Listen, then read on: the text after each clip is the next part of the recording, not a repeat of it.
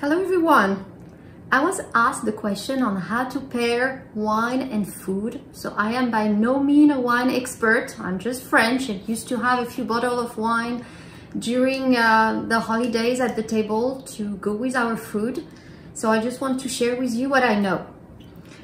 So first you can see all the different bottles here. So we start with a champagne, which is extremely good to start off when you chill out with your friends before going to the table, or at the end of dinner or lunch if you want to celebrate something, but not necessarily with the meal. And then you've got a sample of wines, and if you can look at the order, I try to go from a light white, which here is a Sauvignon Blanc, to a Chardonnay, a Rosé, a light red, so here you will find the Pinot Noir, then a bit heavier red, which is here a Merlot, and some sweet white. All right, some basics in food and wine pairing. My first advice is drink what you like. This is all very subjective and there's really no right or wrong. So you can be told, drink that red wine with the cheese, but if you don't like red, you're not gonna like the cheese. So just drink what you enjoy and enjoy it. That would be my first advice. Second advice, you need to find some balance and complement. So you don't want the wine to overwhelm the food and vice versa. You need to find some equilibrium between wine and food. Let's take the example of chicken. And let's say you cook it two different ways. The first way, you're gonna grill that chicken and with a bit of citrus, lemon on top, so a very light, not too fat dish, summery. In such case, I would definitely go for a white. This, for instance, a Sauvignon Blanc, or maybe a Chard, but a lighter wine. But let's take the very same chicken and cook it in a more flavorful dish with cream, sauce, mushroom. That is gonna be a lot heavier, more fat. And in such case, to balance, I would go with some red. Either a lighter red, like a Pinot Noir, or a bit heavier red with more tannin, like a Bordeaux, which would be the Merlot here.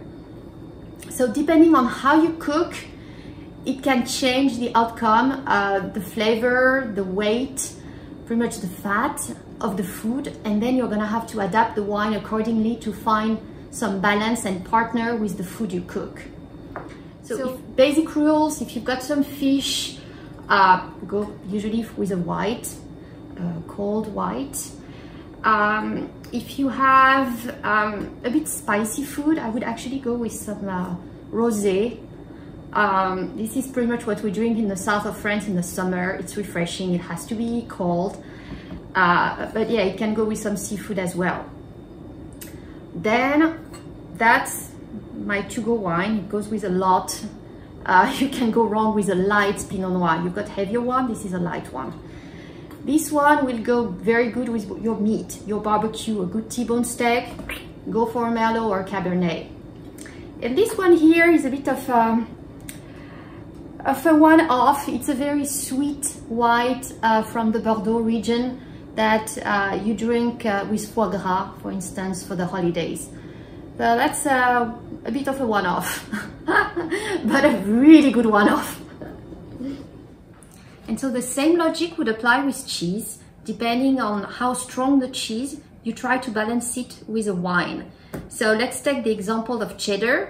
If it's sharp, strong cheddar, you're probably gonna want to go with a Merlot or Cabernet, some stronger red. If it's a lighter, milder cheddar, you can try the Rosé or the Chardonnay. Or let's say you want some goat cheese. Goat cheese is lighter, it's not as strong of a cheese. Then you might also be in this category here, or try a Moscato. No, okay.